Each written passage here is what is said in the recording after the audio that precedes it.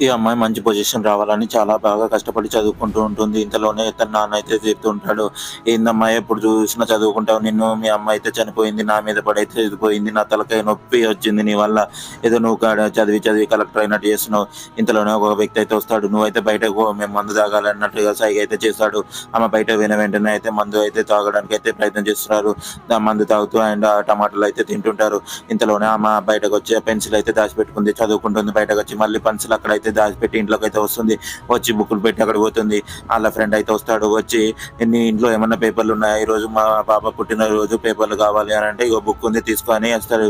ఆ బుక్‌ని తీసుకెళ్ళిన అతను దాన్నయితే చింపేసి అందులో మిక్చర్ అయితే ఏస్తారు. కేక్ కూడా పెట్టి పిల్లలకైతే పంచిపెడతారు. ఇది చూసిన ఆమె అయితే ఎంతో బాధపడుతుంది. ఇంటికొచ్చి ఎతికితే ఆమెకైతే బుక్ అయితే దొరకదు. "నాన్న బుక్కుని ఏం చేసావంటే" జరిగిన కథ అయితే మొత్తం చెప్తాడు. ఆమె చాలా బాధపడుతూ, ఏడుచుకుంటూ అయితే ఉరుకుతుంది. ఆ పుస్తకాలన్నిటిని ఏరి మంచిగా దాచిపెట్టుకొని ఉంటుంది. అతనైతే చాలా